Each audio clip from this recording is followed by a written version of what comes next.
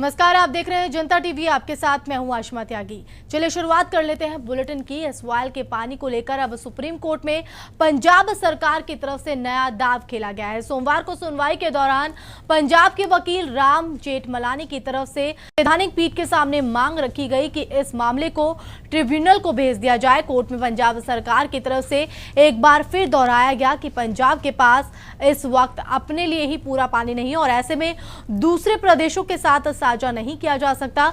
जल समझौतों को लेकर पंजाब की तरफ से दलील दी गई कि हालात के मुताबिक करार में बदलाव भी होते हैं और इसके लिए अमेरिका समेत कई और देशों का भी उदाहरण पेश किया गया। मामले की अगली सुनवाई अब 18 अप्रैल को होगी।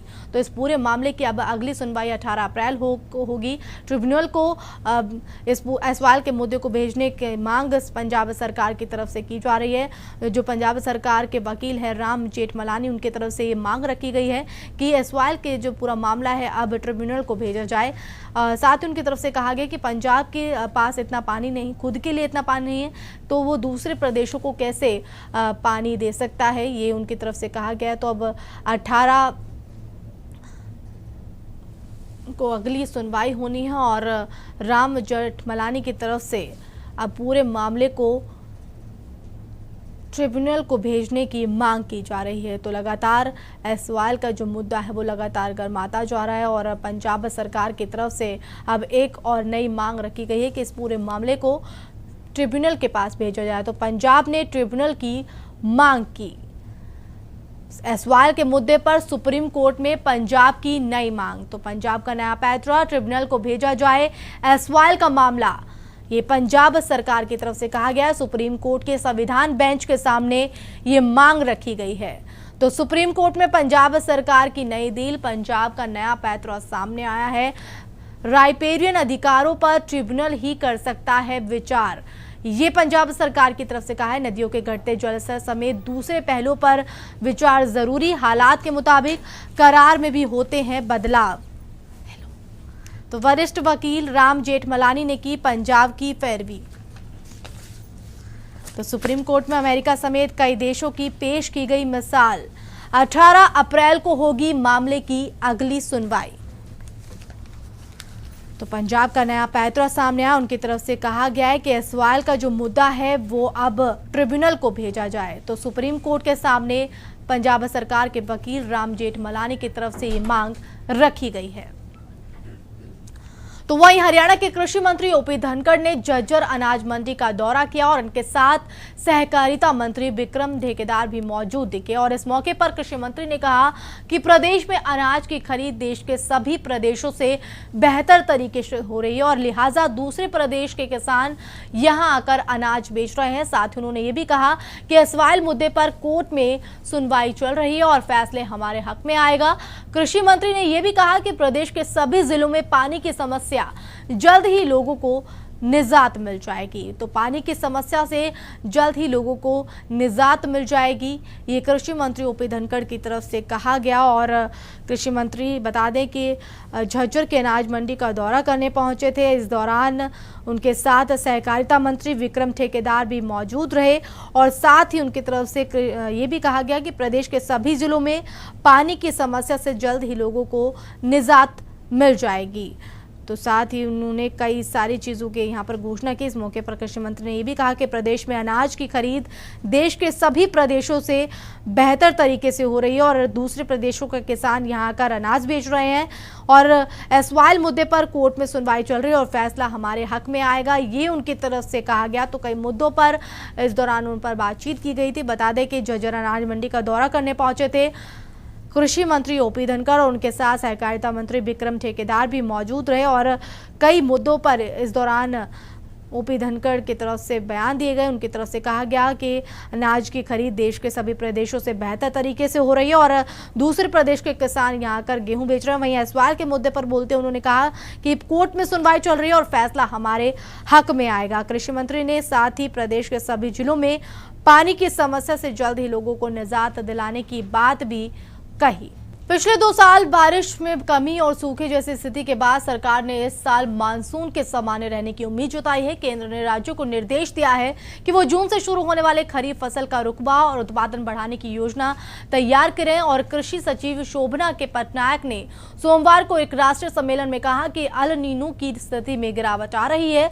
उम्मीद है कि इसके बाद ला नीना की स्थिति आएगी और इस साल मानसून बेहतर हो सकता है। अल नीनो समुद्री सतह के तापमान में बदलाव की घटना होती है, जिसके चलते बारिश कम होती है। और उन्होंने ये भी बताया कि इस महीने के अंत में मौसम विभाग की ओर से जारी होने वाले अनुमान के बाद स्थिति स्पष्ट हो जाएगी। और कृषि सचिव ने राज्य सरकारों से कहा है कि बीज, उर्वरक और अन्य कृषि लागतों की पर्याप्त उपलब्धता को सुनिश्चित करते हुए धान और दलहन जैसी खरीफ की फसलों की बुवाई के पहले से तैयारी कर ले। तो अनुमान लगाया जा रहा है कि जो मौसम है वो काफ़ी स्थिति जो स्पष्ट हो जाएगी। पिछले 2 साल बारिश में कमी और सूखे जैसी हालात के बाद अब सरकार ने इस साल मानसून के सामान्य रहने की उम्मीद जताई है। और साथ ही केंद्र ने राज्यों को निर्देश दिया है कि वो जून से शुरू होने वाली खरीफ फसल का रकबा और उत्पादन बढ़ाने की योजना तैयार करें। और मौसम विभाग की ओर से जारी होने वाले अनुमान के बाद स्थिति स्पष्ट हो पाएगी कि आखिर जो मानसून है वो सामान्य रहेगा। और कृषि सचिव ने राज्य सरकारों से कहा है कि बीज, उर्वरक और अन्य कृषि लागतों की पर्याप्त उपलब्धता को सुनिश्चित करते हुए धान और दलहन जैसी खरीफ की फसलों की बुआई से पहले वो तैयारी कर ले। तो कहीं ना कहीं अब सरकार ने इस साल मानसून को सामान्य रहने की उम्मीद जताई है। और केंद्र ने राज्यों को साथ निर्देश दिए हैं कि जून से शुरू होने वाली खरीफ फसलों की योजना को, उत्पादन को बढ़ाने की योजना किसान तैयार करें। तो गुड़गांव के बिस्टर होटल में फैशन रनवे वीक का आयोजन किया गया। खास बात यह है कि ये प्लेटफॉर्म फैशन स्टार्टअप के लिए एक बेहतरीन प्लेटफॉर्म है। और इस मौके पर IFFD के निदेशक किरण खेवा ने कहा है कि व्यक्तिगत और संस्थागत खरीदारों के मकसद से इस तरह के आयोजन किए जाते हैं, जिससे लोगों को काफी फायदा हो रहा है। के कमिंग 6th सीजन में पार्टिसिपेट कर रहा हूँ, जो कि हो रहा है त्यागराज स्टेडियम पे 15, 16 और 17 अप्रैल। और मेरा शो 16 तारीख को है। और मैं होने वाले 50 डिज़ाइनर में से एक हूँ। और मेरा main stream of work jewellery है। And in the coming season, अगला सीज़न में हम बहुत ज्वेलरीज जो भी कर रहे हैं वो बहुत कंटेम्प्रेरी होगी और बहुत ही लाइट वेटेड समर को देखते हुए, और बहुत ही something which is in demand, creative yet light weighted and bold. खास यंग डिज़ाइनर खास रहने वाले हैं, उनकी कलेक्शन खास रहने वाली है। और कुछ सेलिब्रिटी खास रहने वाले हैं, बॉलीवुड के कुछ सेलिब्रिटीज़ आएंगे वो खास रहेंगे। डिज़ाइनर हैं पूरे ऑल ओवर इंडिया से आने वाले हैं। कुछ डिज़ाइनर आकाश के अग्रवाल, राजदीप रनावत, वारिजा बजाज, ऐसे डिज़ाइनर भी पार्टिसिपेट कर रहे हैं। साथ में अगर मैं बात करूँ सेलिब्रिटीज़ की, Shriya Saran, Mandira Bedi, these kind of celebrities भी आ रहे हैं। ब्रिस्टल में नया कुछ नहीं हो रहा, शुरू से ब्रिस्टल, आपको पता है ब्रिस्टल एक माइलस्टोन है गुड़गांव के लिए। गुड़गांव का पहचान ब्रिस्टल है। आप अगर कहीं पे भी किसी से भी नाम पूछेंगे तो आपको पता बताने की जरूरत नहीं, ब्रिस्टल का नाम लेंगे तो वो आपको बता देंगे ब्रिस्टल कहाँ है। ब्रिस्टल एक बहुत पुरानी सबसे पहली 5 स्टार प्रॉपर्टी है हरियाणा की, सबसे पहला 5 स्टार होटल ये है। और मैं अब इससे जुड़ा हूँ आजकल। आप देखेंगे सोशल मीडिया और सारे जो इवेंट्स वगैरह हम लोग जो साथ में अपने साथ जॉइंट वेंचर कर रहे हैं हम लोग, तो इसीलिए कर रहे हैं ताकि लोगों को ये प्रॉपर्टी से कहीं और ज़्यादा क्लोज करा जाए, इन लोगों को दोबारा से जोड़ा जाए। इंडिया रनवे वीक में हमारे पास डिफरेंट सिटीज़ से डिज़ाइनर्स हैं। ऑल ओवर इंडिया से 50 डिज़ाइनर्स हैं। दिल्ली से हैं। दिल्ली से हमारे पास राजदीप रनावत है, स्निश भाई, Snidhi and Ishana, Sonia Shukla, Monica, Akash Agarwal. And फिर कैलकाटा से अग्निमित्रा पॉल हैं जो कि हमारा इवेंट क्लोज कर रही हैं, ग्रैंड फिनाले डिज़ाइनर हैं। फिर चेन्नई से नंदिता रमेश हैं। पंजाब से डिज़ाइनर हैं गौरी कुट्योर। सो हम पूरे हर रीजन के कपड़े शोकेस करने वाले हैं, एक्सेसरीज शोकेस करने वाले हैं, सारे इंडिया का दिखाने वाले हैं। अपैरल एज इन कपड़े from all over India. Weavers brand भी है बांका सिल्क करके, जो वीवर्स को प्रेजेंट। तो चलिए अब रुक कर लेते हैं अखबारी दुनिया की तरफ, देखते हैं कि न्यूज़पेपर में आज क्या कुछ खास है। असम बंगाल चुनाव में जमकर मतदान। असम और पश्चिम बंगाल में एक विधानसभा चुनाव के दूसरे दौर में सोमवार को भारी मतदान हुआ। असम में 82.21 और पश्चिम बंगाल में 79.51% मतदान दर्ज किया गया। हालांकि इस दौरान हिंसा की छुटपुट घटनाओं और पुलिस की फायरिंग में एक बुजुर्ग मतदाता की मौत भी हो गई। असम में दूसरे और अंतिम दौर में 61 विधानसभा क्षेत्रों में मतदान हुआ और इस दौरान बरपेटा जिले में सोरभोग क्षेत्र में एक मतदान केंद्र पर लाइन लगाने को लेकर सीआरपीएफ के जवानों और मतदाताओं के बीच हुई धक्का मुक्की में एक 80 वर्षीय बुजुर्ग मतदाता की मौत हो गई और साथ ही काफी भारी संख्या में मतदान असम में इस बार देखने को मिला। हालांकि छिटपुट घटनाएं भी इस दौरान हुई, लेकिन काफी मतदान जमकर यहाँ पर हुआ। वहीं सुप्रीम कोर्ट ने वापस लिया अपना ही फैसला। एक महत्वपूर्ण आदेश में उच्चतम न्यायालय ने सोमवार को सभी मेडिकल कॉलेजों में एमबीबीएस, बीडीएस और पीजी पाठ्यक्रमों में प्रवेश के लिए एक संयुक्त प्रवेश परीक्षा खत्म करने का अपना विवादित फैसला वापस ले लिया है और शीर्ष अदालत ने कहा है कि तत्कालीन प्रधान न्यायाधीश अल्तमस कबीर की सेनावृत्ति वाले दिन उनकी अध्यक्षता वाली पीठ के सदस्यों के बीच बिना किसी चर्चा के ये बहुमत वाला फैसला सुनाया गया और न्यायमूर्ति आर देवे की अध्यक्षता वाली 5 सदस्यीय संविधान पीठ ने सर्वसम्मति से कहा कि 18 जुलाई 2013 के 3 न्यायाधीशों को फैसले पर फिर से विचार करने की जरूरत है, क्योंकि बहुमत की राय में कुछ भी बाध्यकारी पूर्व फैसलों पर विचार नहीं किया गया है। यानी कि अब सुप्रीम कोर्ट की तरफ से एमबीबीएस, बीडीएस और पीजी पाठ्यक्रम में प्रवेश के लिए एक संयुक्त प्रवेश परीक्षा खत्म करने का अब फैसला वापस सरकार की तरफ से ले लिया गया है सुप्रीम कोर्ट। वहीं कांग्रेस ने बरारा को पार्टी से निकाला। विधानसभा चुनाव के मुहाने पर खड़े पंजाब में प्रदेश कांग्रेस पार्टी के बीच किसी तरह की खींचतानी आलाकमान बर्दाश्त नहीं करेगा। इसका इशारा सोमवार को वरिष्ठ नेता जगमीत सिंह बरारा को एक झटके में पार्टी से बाहर कर सोनिया गांधी ने दे दिया है और हर दिन अपने विवादित बयानों से परेशान करने वाले पूर्व सीडब्ल्यूसी सदस्य बरकरार को पार्टी से बर्खास्त कर दिया गया है और कांग्रेस ने सीधा बरारा को बाहर निकालकर इस तरह आदेश दिया है कि अगर कोई भी इस तरह के विधायक है, जो भी मंत्री है, अगर उनकी तरफ से कोई भी लापरवाही गई तो इस तरह से उनके पर सख्त से सख्त कार्रवाई की जाएगी। वहीं राजेंद्र नगर में स्टेशन कंट्रोलर को चाकू मार लूटे 12 लाख रुपए। मेट्रो की सुरक्षा में बड़ी चूक। बदमाश राजेंद्र पैलेस मेट्रो स्टेशन के पेड एरिया से होते हुए प्लेटफॉर्म संख्या 2 पर पहुंचे और बदमाशों ने सुरक्षित माने जाने वाले इस एरिया में पहुंचकर स्टेशन कंट्रोलर रूम में धावा बोल दिया और बदमाशों ने स्टेशन कंट्रोलर पर चाकू से हमला करने के बाद 12 लाख रुपए लूट लिए और वारदात को अंजाम देने के बाद बदमाश वापस उसी रास्ते से फरार हो गए। वारदात के करीब 1 घंटा बाद पुलिस कॉल की गई और पुलिस ने मौके पर पहुंचकर घायल स्टेशन कंट्रोल कुणाल किशोर को इलाज के लिए अस्पताल में भर्ती कराया गया। तो 12 लाख रुपए की लूट की गई बदमाशों की तरफ से। तो एक सवालिया निशान सुरक्षा पर पहुंचता है। वहीं बात करें यूक्रेन में भारत के 2 छात्रों की हत्या। यूक्रेन के एक मेडिकल कॉलेज में 2 भारतीय छात्रों को चाकू घोंपकर हत्या कर दी गई, जबकि हमले में एक अन्य भारतीय छात्र घायल हो गया है। पुलिस ने इस घटना के सिलसिले में यूक्रेन के कुछ नागरिकों को हिरासत में लिया और विदेश मंत्री सुषमा स्वराज ने ट्वीट कर अफसोस इस पर जताया है। तो 2 छात्रों की हत्या की गई है और जबकि एक अन्य भारतीय छात्र इस पूरे मामले पर घायल हो गया है। वहीं अगर प्रदेश की बात की जाए तो प्रदेश प्रकाश सिंह कमेटी का कोई संवैधानिक दर्जा नहीं है, यह हाईकोर्ट की तरफ से कहा गया है। हरियाणा सरकार को फटकार लगाई गई है, कहा सिर्फ दिखावे के लिए गठित की गई समिति। पंजाब एवं हरियाणा हाईकोर्ट ने प्रकाश कमेटी के गठन पर सवाल खड़े कर खट्टर सरकार की उलझनें बढ़ा दी हैं।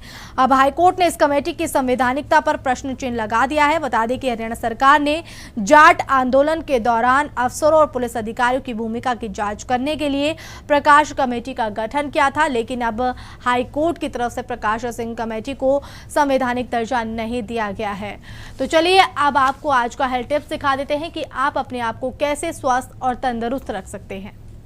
बात करेंगे डायबिटीज यानी मधुमेह के बारे में।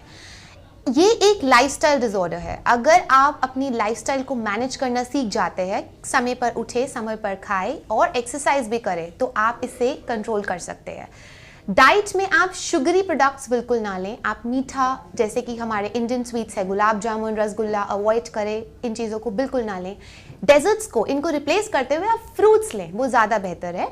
और अगर आप शुगरी ड्रिंक के शौकीन हैं, अगर आप मीठा पीना पसंद करते हैं, कार्बोनेटेड ड्रिंक पीते हैं, तो आप उसे अवॉइड करें और उसकी जगह आप लीजिए कोकोनट वाटर, नींबू पानी, और छोटे छोटे इंटरवल्स में मील खाएं, और आप ज़्यादा से ज़्यादा फाइबर वाली चीज़ें भी लें।